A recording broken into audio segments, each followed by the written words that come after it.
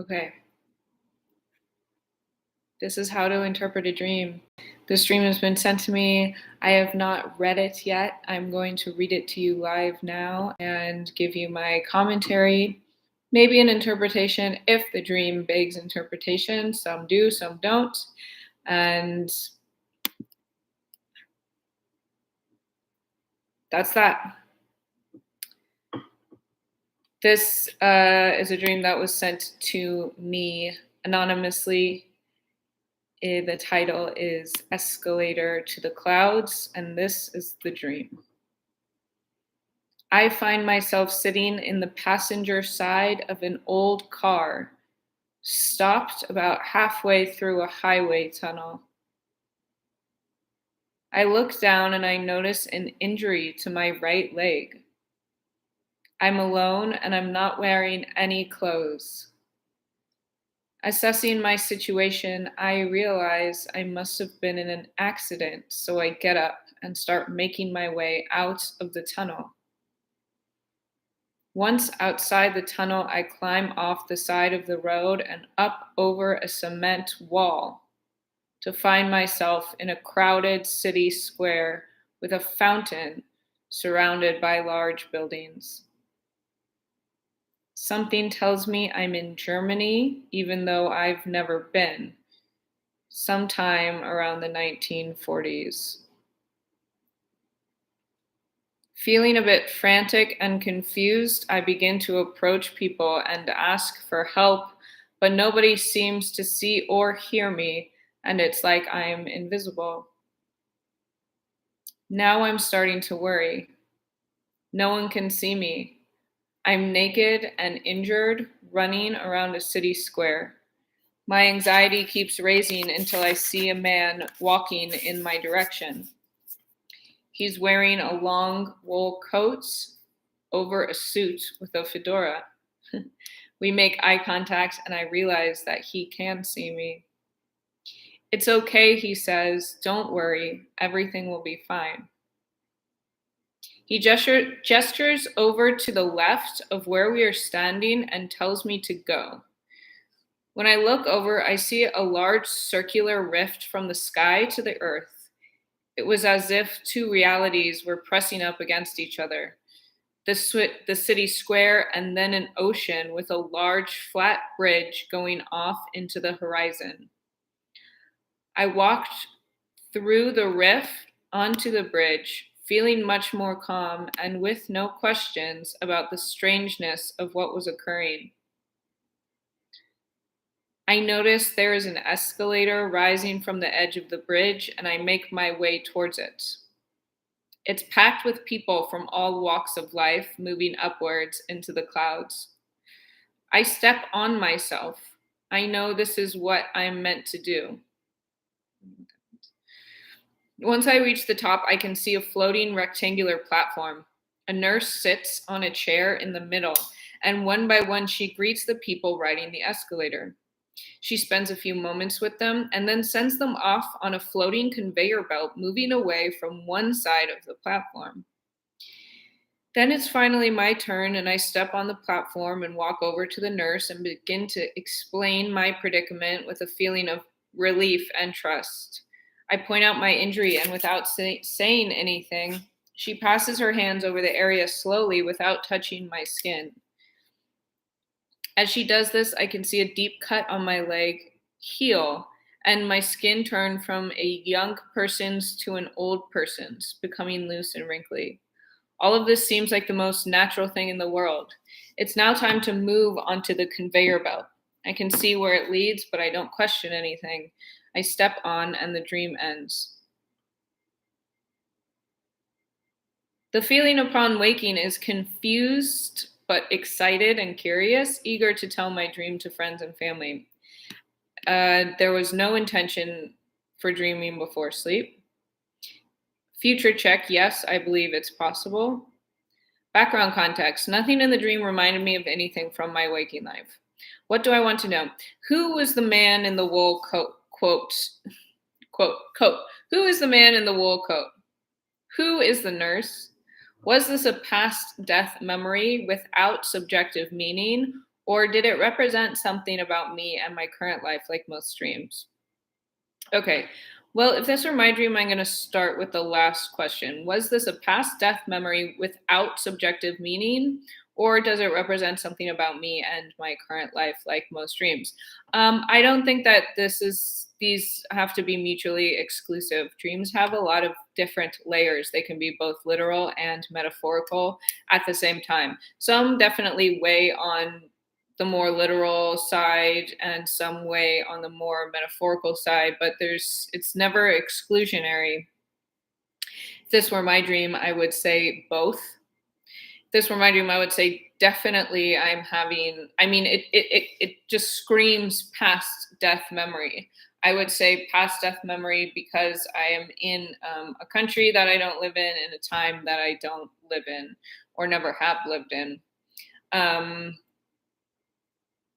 But so I'm in Germany. It's Germany in 1940.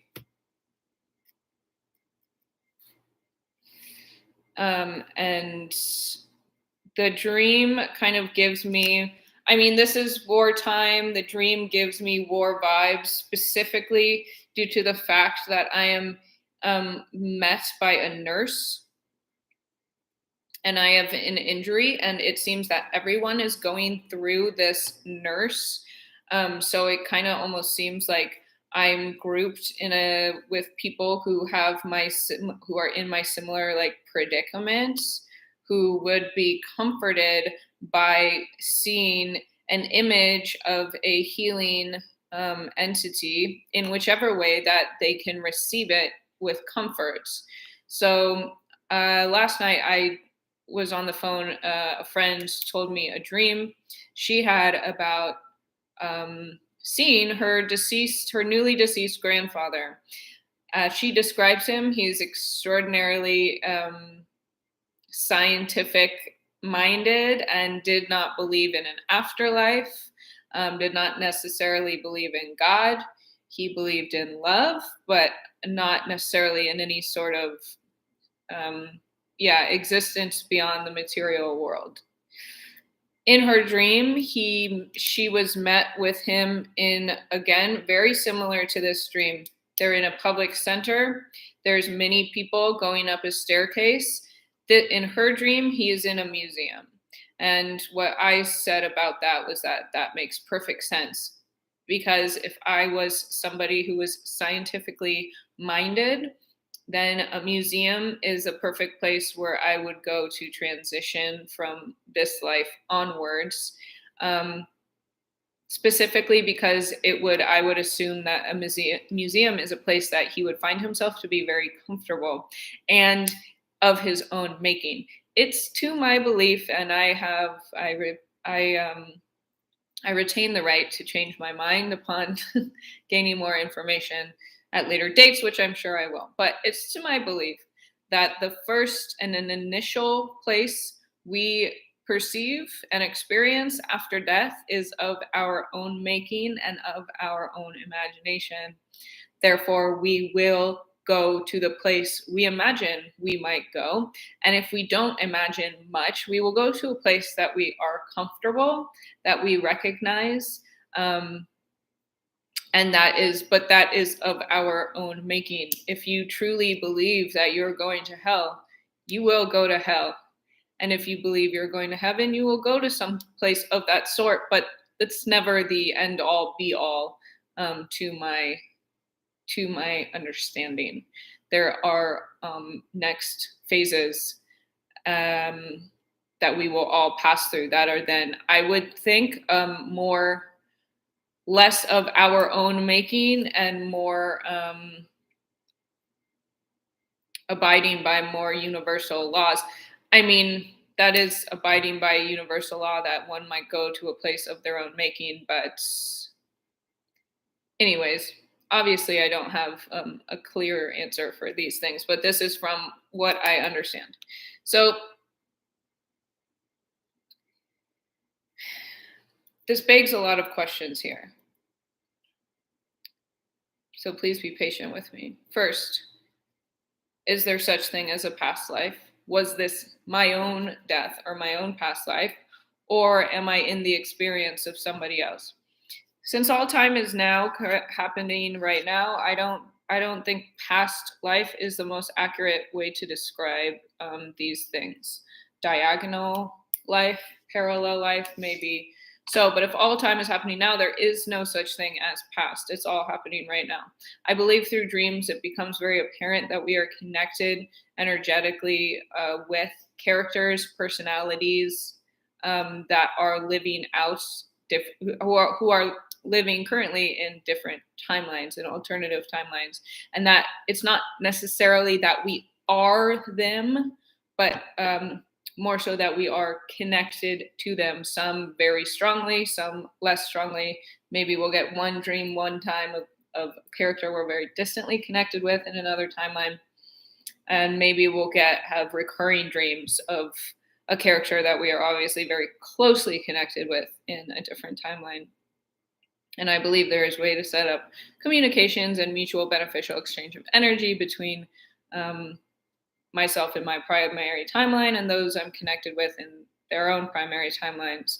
So whether this is my own past death or not is up for debate. It's either, maybe it's my own. I am in my own body after all. I'm not in somebody else's body. Actually, although I do change into an older body later on in the dream.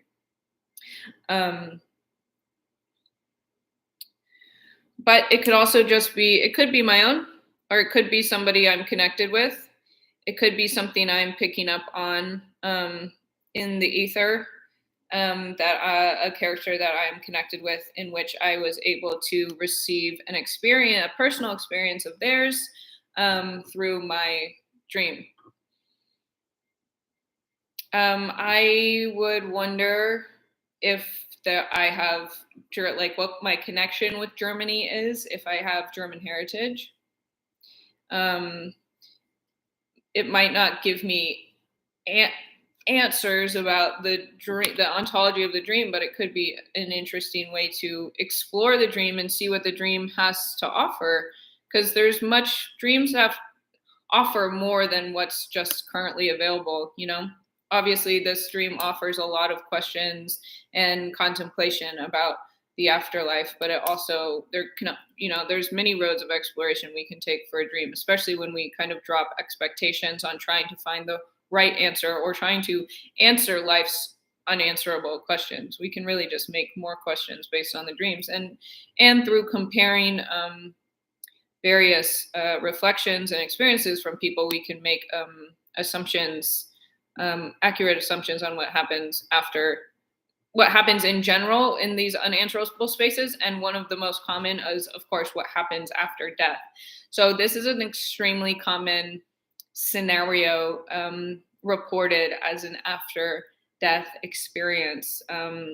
Like I said, in a phone conversation I had last night with a friend, describes a very similar scene with her newly deceased grandfather, where they are in an environment that they will recognize, that they will feel comfortable in, and where they are being led with another group to a next phase of the afterlife, right?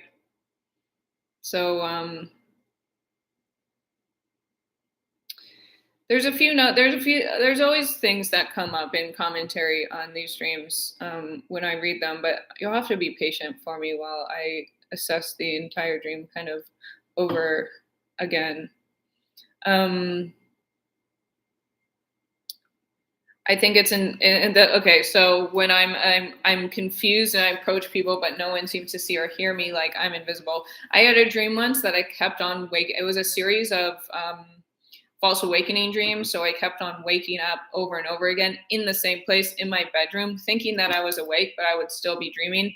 And every time I would have a false awakening, it would seem like I was farther and farther away from my body. And I was having a hard time relocating my body, getting back to it. And it felt like I was just going further and further away.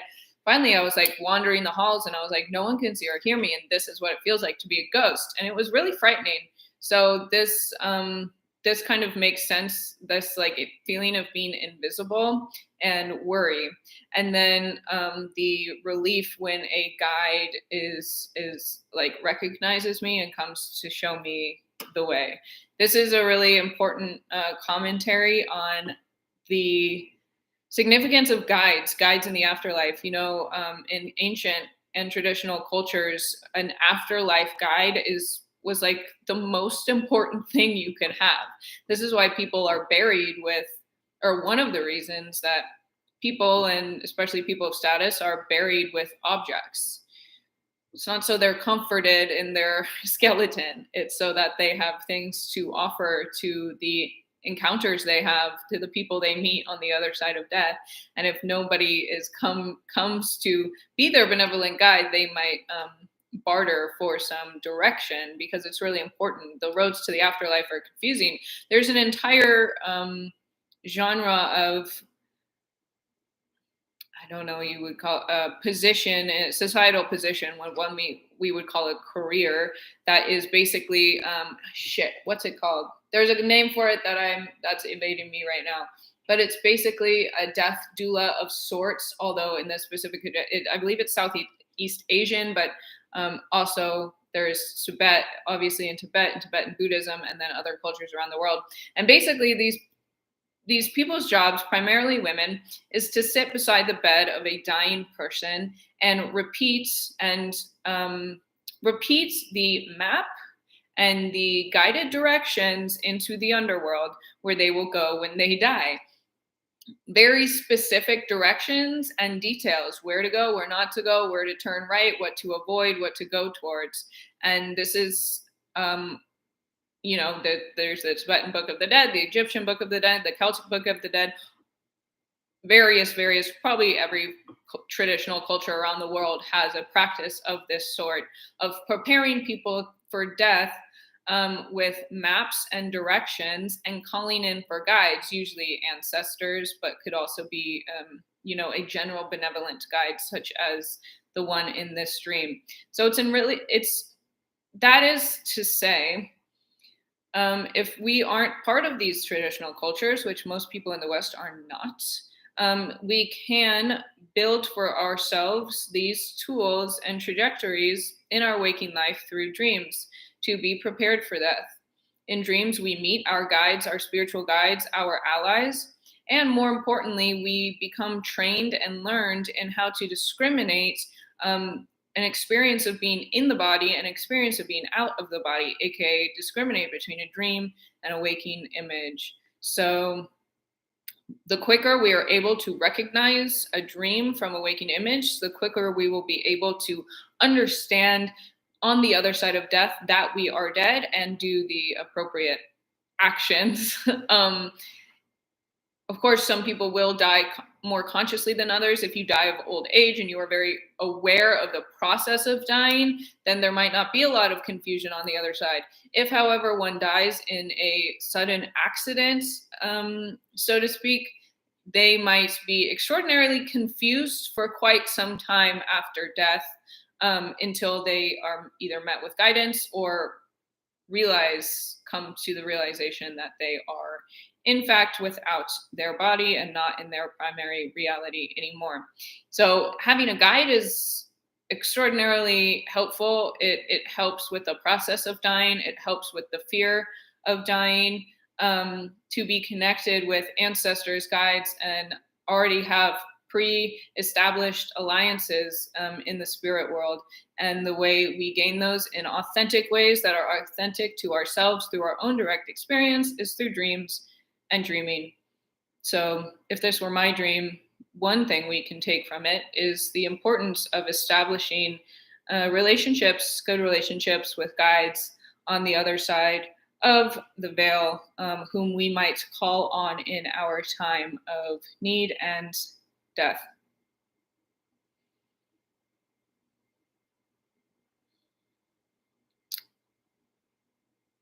He gestures over to the left where we're standing and tells me to go. Sky and the rift and the earth, two realities pressing up against each other. I feel much more calm and without questions.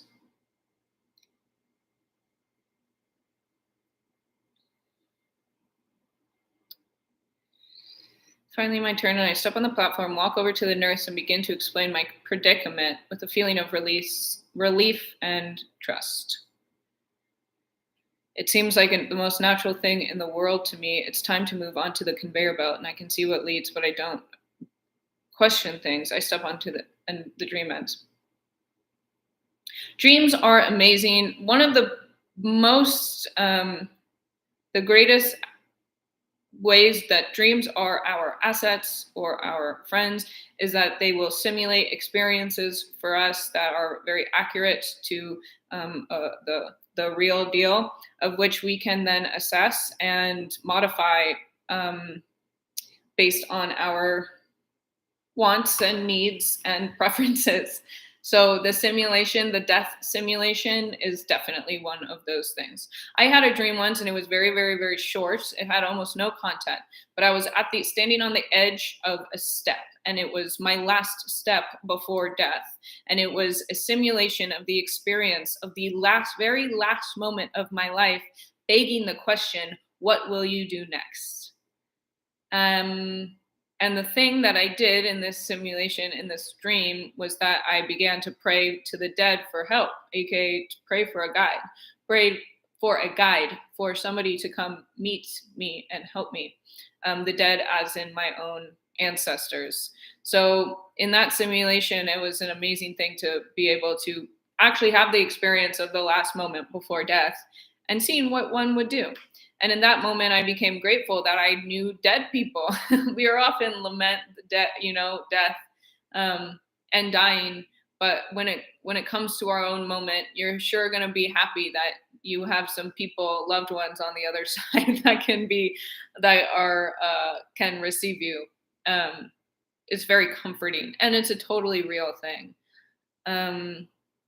On a lot of people have these sort of death premonition dreams when they are close to death. And a lot of them, it's very common to have these dreams be under the context of meeting deceased family members and ancestors in a very nice celebratory fashion.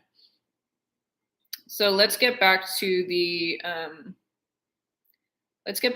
what do I want to know? Who was the nurse? Who is the man in the wool coat? Again, it seems to me in my dream of this dream, in the story that I am going to form around this dream, and I'm not saying that this is the solidified reality. This is the facts and there's no changing it. This is the story I'm forming around this dream. You can take it or leave it. You can think of it what you will. You can believe it. You cannot believe it. It doesn't really matter. This is the dream. This is about storytelling and building story and making our stories, our dreams, be beneficial to us. Not necessarily that they're always going to give us positive reinforcement. Sometimes the benefit of dreams is facing difficult things, and you can't hide from dreams. They're going to tell you. They're going to tell you. They don't sugarcoat, so it's hard to sugarcoat when there's no sugarcoating. So this isn't sugarcoating. This is how I truly. This is how I would. This is my storytelling around this storytelling.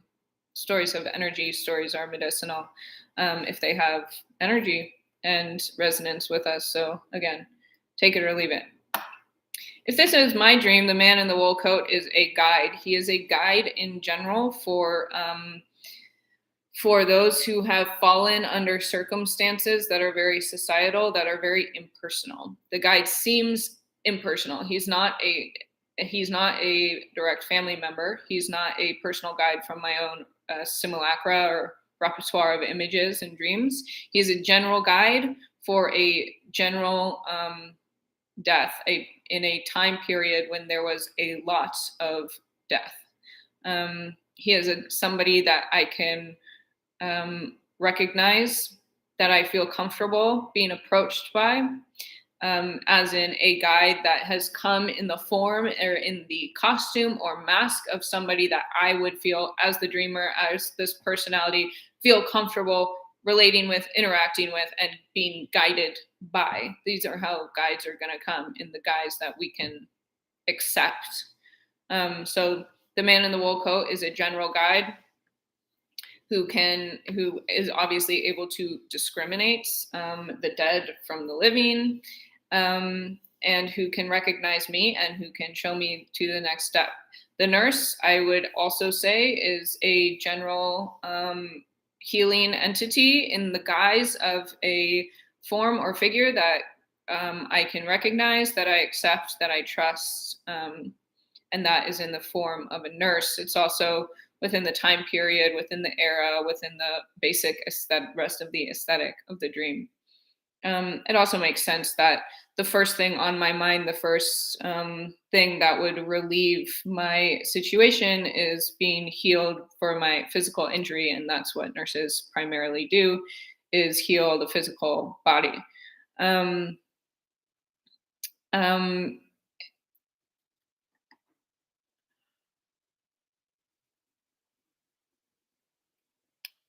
yeah, that's all I have to say about that. So what do I want to know? These are the questions, what I want to know. I've answered them as best as I could. What else could I say about this dream? I would say this dream, all in all, I use this dream to add to the record of dreams of death and dying.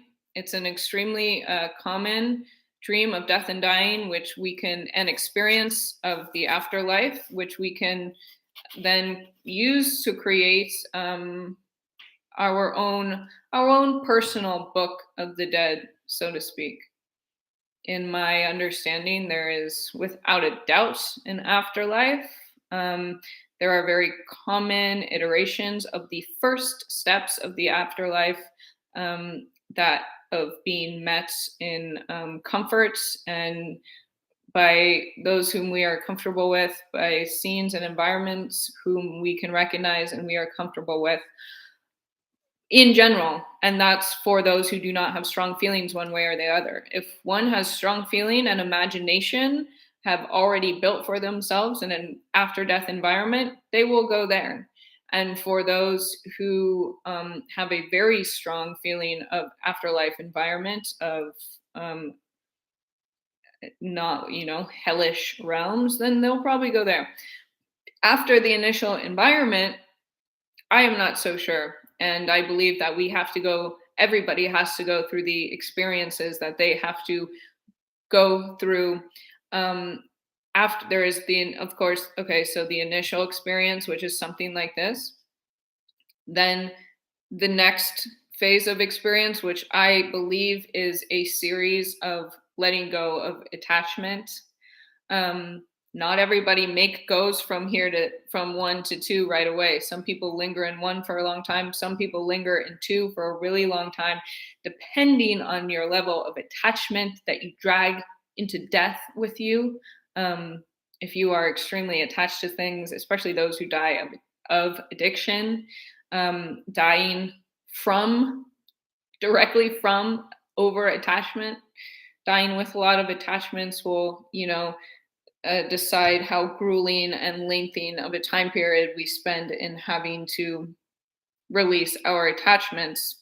And once we release our attachments to our physical, emotional bodies and our life experience, then we move on to a next phase, of which I know far less about. I think that's all I have to say for this stream. Escalator to the clouds. Again, take what you like, leave what you don't, and have a lovely day.